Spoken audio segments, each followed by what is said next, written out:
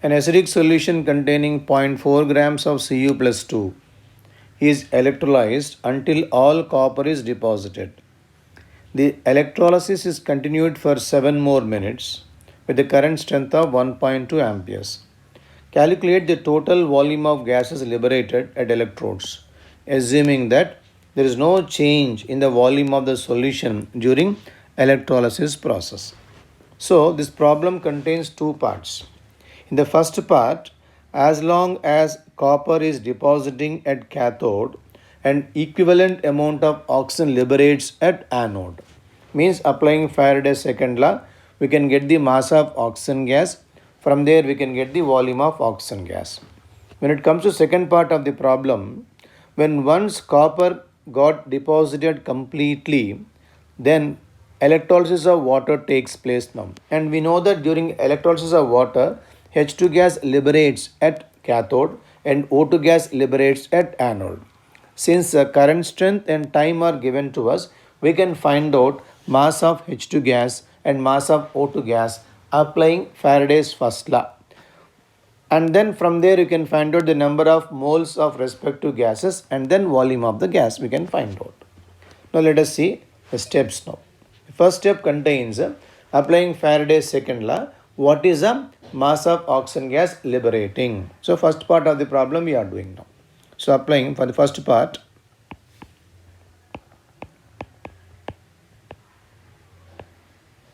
For first part, we are applying Faraday's second law there now.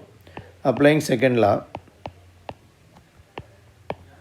So mass of copper by mass of oxygen gas deposited will be in the ratio of equivalent mass of copper by equivalent mass of oxygen gas.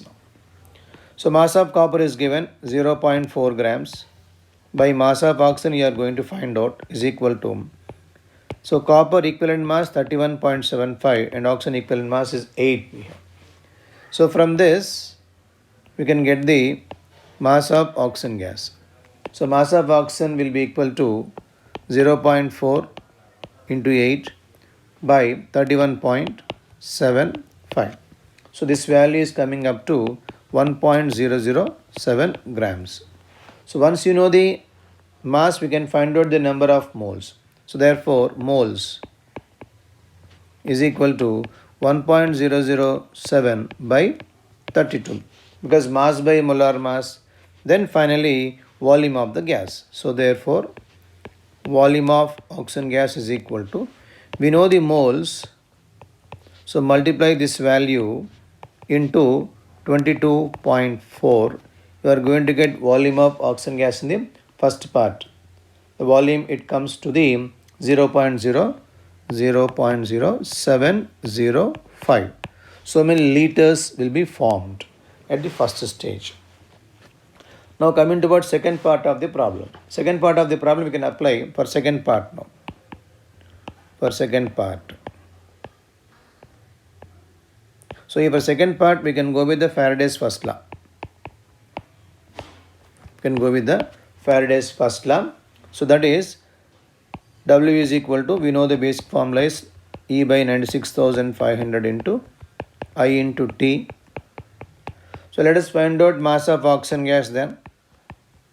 So 8 by 96,500 into current strength is given there and time is given in minutes. So multiply into 60 to get in seconds. This value comes out to be 0.04178 grams. So from this we can find out the number of moles. So now moles of gas will be equal to 0.04178 by 32. Then comes volume of the gas.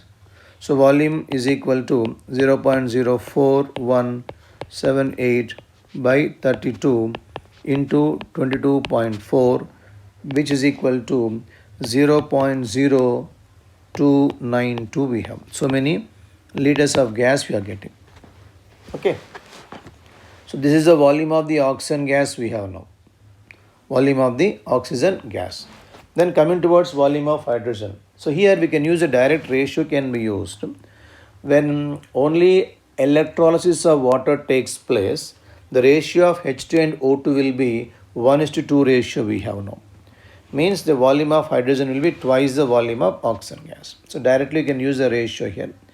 Therefore, volume of hydrogen is equal to twice the volume of oxygen gas, which we got in the previous step as 0.0292, which can be taken as 0.0584 liters.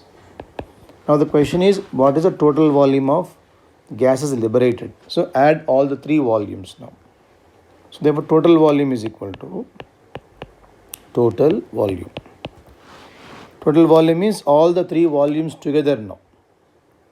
Initially how much we got? Oxygen gas 0.0705. Then again we got oxygen gas in the second part of the problem 0.0292, and then oxygen gas 0.0584.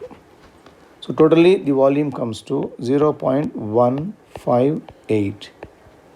So many liters is the total volume of all gases together in entire process.